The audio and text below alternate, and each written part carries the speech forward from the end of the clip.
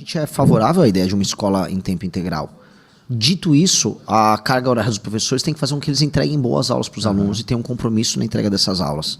Você tem sindicatos que combatem o bom funcionamento disso. Tem sindicatos que querem cobrar, por exemplo, o professor que não está trabalhando em aula, mas que está fazendo qualquer outra coisa. Às vezes ele está numa espera. Não, aquilo também é tempo de aula. Atrapalham na construção dos bancos de horas dos professores. Então, os sindicatos são muito inimigos desse funcionamento. Dito isso, a coisa que a gente precisa fazer, a reforma do ensino médio, quem está nos ouvindo e conhece o atual ensino médio, sabe que foi uma desgraça. Foi um fracasso. Sim. Você tem que pegar o professor e fazer ele inventar novas matérias. Tem matéria assim, felicidade. Não sei se vocês já viram isso. Tem umas matérias completamente aleatórias. Eu saí antes disso aí. Assim, aleatórias. Matérias toscas. Mas mesmo antes disso, o currículo já era muito cheio de coisa que os alunos não sabem. Por exemplo, aulas de sociologia. Poxa, gente, os alunos mal estão sabendo sair falando português das escolas públicas. Você imagina que o cara vai discutir Durkheim.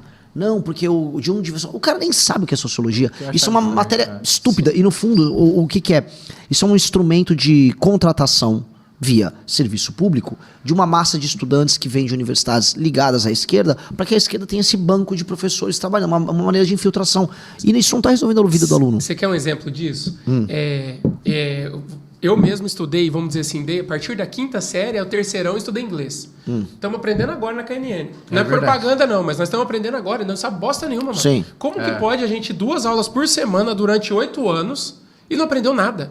Aí eu conversei com um professor de inglês tempo atrás e ele falou, cara, você sabia que não necessariamente o cara tem que saber falar inglês para dar aula de inglês na escola? Ele tem que fazer letras. E ele tem que saber passar o conteúdo que está no livro. Ele não necessariamente tem que saber falar inglês. Véio. Isso é um absurdo. Vocês não têm aula, ninguém tem aula de inglês na escola. Ainda mais na escola pública em que claramente o professor não fala inglês. Tanto que o Brasil é um país que as pessoas não falam inglês.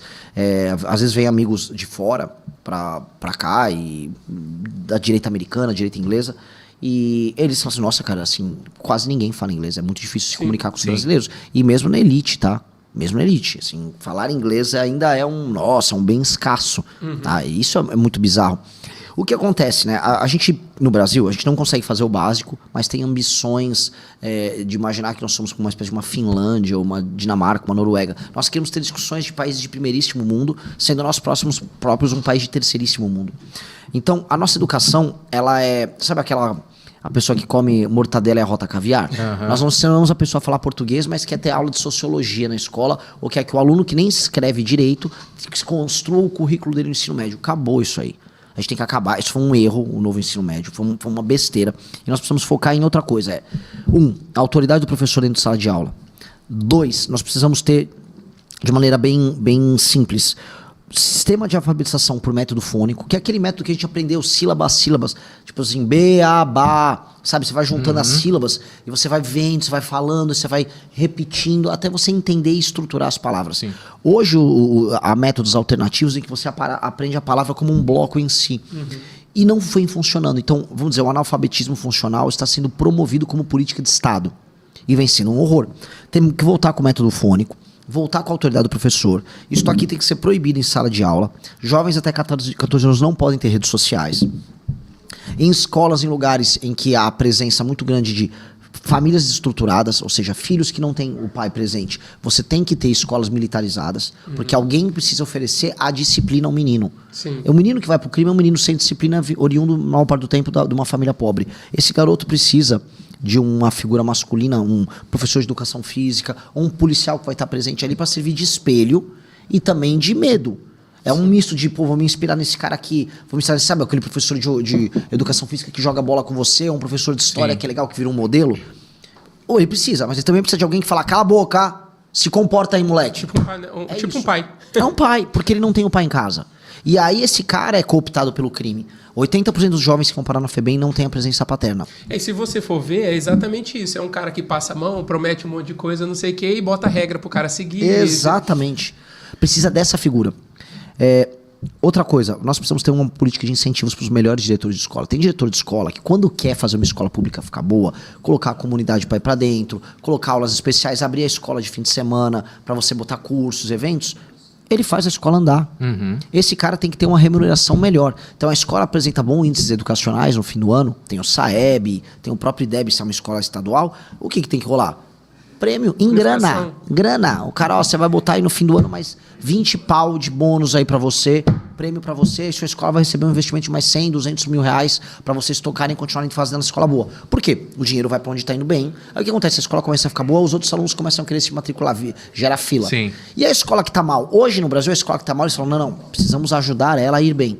Não. Você vai pegar aquela escola que tá mal, você vai pegar o diretor, você vai demitir o diretor, você vai pegar o professor que tá indo mal, você vai afastar, e você vai botar uma equipe nova. E essa equipe nova, se crescer, ela ganha mais. É isso. Sistema de estímulos e incentivos. É o que funciona na iniciativa privada, é o que tem que funcionar no serviço público. Cara,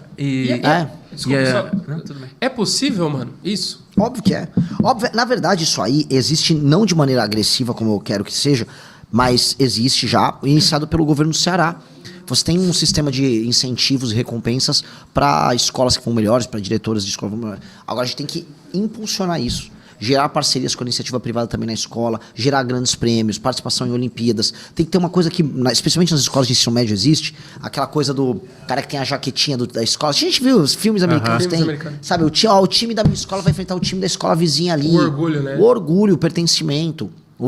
E ao mesmo tempo, assim, o orgulho e o pertencimento de um lado, e do outro lado, você pichou a escola, meu velho, você tá ferrado. Porque a gente vai acabar com a maioridade penal. Então, o menino cometeu um crime na escola, cara, eventualmente ele vai preso. Esse é o papo. Sim. Quebrou, depredou, meu velho. Você pode ir em cana. Então, tem que ser estímulo. Você foi bem, cara, você vai ser muito estimulado. Se você se comportou errado, você vai se ferrar. Esse é o jogo. E assim a gente vai formar o caráter, a gente precisa formar uma população mais disciplinada. O brasileiro tá ficando indisciplinado.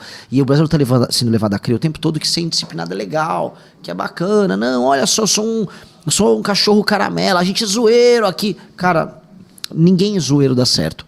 Ninguém que é zoeiro inventa tecnologia. Ninguém que é zoeiro faz arma. Ninguém que é zoeiro fica rico. A não ser que trabalhe com entretenimento. Tirando a pessoa que trabalha com entretenimento, no geral, você vai ser desorganizado, indisciplinado, mais pobre e infeliz. Você tem que se organizar para você poder organizar o mundo ao teu redor. E nós precisamos fazer, então, um país de pessoas que são mais organizadas. Cara, e já que a gente estava falando, vou citar um pouco sobre o Paraná, então, já que estamos aqui. Isso. E o Paraná é o seguinte, nós temos muitas escolas hoje que são cívico-militares, né, vamos dizer dessa forma. E, diante dos números, subiu muito bem, vamos dizer assim, as pontuações, as notas dos alunos que foram para essas escolas e saíram das escolas tradicionais. Você acha que é uma solução, uma escola civil-militar, ou ela é uma opção que pode ter entre as outras? Ela é uma parte importante da solução. Você não precisa ter todas as escolas sendo cívico-militares. Agora, existem escolas, especialmente, vamos colocar aqui, lugares em que... eu vou começar de trás para frente. Pensa o seguinte... O lugar onde tem mais incidência de mães solteiras, as famosas mães solo, que são, na verdade, famílias desconstruídas, famílias desestruturadas e gravidez na adolescência. Favelas, bairros muito pobres e cidades pequenas e pobres de interior. É isso. Esses locais vão ser justamente os locais em que você ter meninos e meninas que, diante das famílias destruídas, têm um desempenho escolar inferior. Isso é estatístico. Nos Estados Unidos eles mostram isso. A ausência da figura paterna faz com que o desempenho do rapaz e da moça também na escola seja pior. Ou seja, você ter uma família estruturada faz com que no fim do dia você tenha um desempenho melhor. Eu vou dar um exemplo meu. Eu vim de uma família de classe média em São Paulo. Minha mãe, cara, quando eu era pequeno, ela me ajudava na minha alfabetização. Eu me alfabetizei muito rápido. Eu já sabia ler muito cedo. Porque minha mãe ficava me apertando. E, cara, ela me ajudava a fazer lição de casa, acompanhava isso eu com 8, 9 anos. E eu tinha um pavor de tirar uma nota baixa, porque eu ia achar que eu ia decepcionar minha mãe. Sim. Ela também ia me dar umas chineladas também, mas eu tinha um pavor. Mas o que acontecia? Minha mãe era presente. E por que minha mãe era presente, em grande medida? Ela não precisou trabalhar. Por que ela não precisou trabalhar? Porque meu pai estava ralando, meu pai era presente. Então, esse tipo de estrutura familiar me deu muitas vantagens. Agora, uma família em que o pai não é presente, mal paga a pensão, e a mãe tem que ralar e deixa a criança em casa ou larga na escola, essa criança não vai ter isso. Então, uma escola que, confira para essas crianças a autoridade masculina, especialmente para os meninos, é essencial, que confira a essas crianças disciplina e que confira bons exemplos, gera algo que elas não estão encontrando em casa. Então a escola cívico-militar, ela faz isso. Muito diferente das escolas normais, a escola padrão brasileira, a escola pública, que virou um depósito de criança. As escolas públicas, em geral, são depósitos de criança. Qual a maior preocupação de uma mãe quando ela fala de escola? Merenda. Não é ensino, é merenda. Você tem merenda e como é que a criança está comendo. Porque, no fundo, ela quer saber se a criança está tá naquele espaço sendo cuidada. Sim. Teve um vídeo que viralizou de uma mãe de um vagabundo, um aluno vagabundo, um criminoso. E essa mãe tava falando, olha, né, meu filho é um bom menino. Aí o cara, ó, seu filho é reincidente, seu filho é criminoso. Ela, não, ele é um bom menino. Aí o juiz, acho que foi um juiz, perguntou, mas seu filho vai pra escola? Né? Aí ela, vai, meu filho é estudante. Mas seu filho tem um bom desempenho, ele tem boas notas? Ela, meu filho vai pra escola. Não, perguntei se ele tem boas notas. Eu não vou falar sobre isso, meu filho tem a frequência, é isso que importa. A mãe estava defendendo o filho no sentido de que, ó, ele está cumprindo essa regra aí. Uhum. E não se o filho é um bom aluno. E aí o juiz fala, não, seu filho tem notas horríveis na escola. Então o que acontece? Os pais sequer sabem avaliar se o ensino é bom ou ruim para os filhos. Tá indo pra escola, tá bom. Os pais não cobram. Você não vê numa escola pública as mães... tá aqui, ó, a matéria, vocês estão aplicando a matéria errado, eu não sabia disso aqui, ó. Os pais não cobram. Uhum. Cara, a ausência da cobrança. É triste isso, porque eu tenho uma barbearia. E agora, na volta às aulas, teve mães que estavam lá, porque assim, chega a volta às aulas, 700 crianças para cortar cabelo, né? E ficava assim, nossa, graças a Deus vai voltar, não aguento mais essas crianças lá em casa. Que bagunça. A cabeça delas é simplesmente, não tô falando todas, pelo amor de Deus. Mas tem muita mãe que é assim. Tem muita mãe que é assim que taca no depósito. Cacete, mano. Tipo a creche. Então, tipo assim, cata a criança, leva pra escola porque eu não aguento mais, que tá dando trabalho. Então, a intenção realmente estar na escola e a outra pessoa cuidando pra mim naquele momento. Exato. Cara, isso pra mim é um absurdo. É um absurdo. Sou pai, eu acho um absurdo. É um absurdo. Então, e o que acontece? As famílias, quanto mais dinheiro tem as famílias, melhor as famílias tratam os filhos. E é uma das razões, inclusive, que as famílias, como o custo de vida ficou alto, uma família de classe média tem menos filhos, ou uma família rica tem menos filhos. Porque eles fazem o seguinte cálculo: eu vou gastar muito tempo para fazer o tratamento que eu tive dos meus pais. Eu não vou conseguir fazer isso para 3 crianças. Minha mãe é um exemplo, ela conseguiu fazer isso para mim e para meus 2 irmãos. Hoje, fazer isso uma mulher que trabalha é muito difícil. Então, esse desenho social, a classe média reduz, mas ela tenta manter esse padrão, que é um padrão alto de qualidade no trato com os filhos, que no final do dia vai gerar um cidadão melhor, mais produtivo, mais inteligente. As famílias mais pobres, elas, infelizmente, sequer entendem o valor disso. Porque elas não tiveram. Essa mãe que não está dando valor na educação do filho, ela própria foi filha de uma mãe que também não deu valor para a educação dela. Sim. E aí elas ficam repetindo um ciclo. A gente tem que quebrar o ciclo. E aí entra o Estado. Por isso que eu não sou um libertário, liberal, desses exagerados que acham, não, as pessoas vão fazer coisas de acordo com o sistema de valor delas e com o sistema de incentivos delas. Não está no sistema de valores delas entender que a educação é importante. Sim. Pode estar numa família de japoneses que migrou para cá, porque o japonês sempre deu valor a isso. Mas não está, assim, o brasileiro típico, o brasileiro comum que está aqui há séculos, ele foi tratado como bicho por boa parte desse tempo. E ele não entendeu o valor dessas coisas. E aí o Estado precisa entrar e falar, isso aqui tem valor, eu dou valor, e assim, vai ter autoridade dentro da escola, vai dar valor à educação, vamos instalar a educação, e você, pai, vai ter que se adaptar a isso. E aí entra uma coisa que são as discussões importantes que a gente tem que ter, porque eu sou de direita. E boa parte dos conservadores de direita falam, não, a família manda acima de tudo, não sei. Não sei se a família tem condições de mandar em tudo. Tem um bom ponto. Não sei, é uma pergunta, tem? A boa parte daquilo que a gente chama de família no Brasil não existe. Grande parte das crianças são filhos de mães solteiras. Sim. Um relacionamento errado dela com um cara errado, esse cara errado não liga pra criança, dá pouca atenção.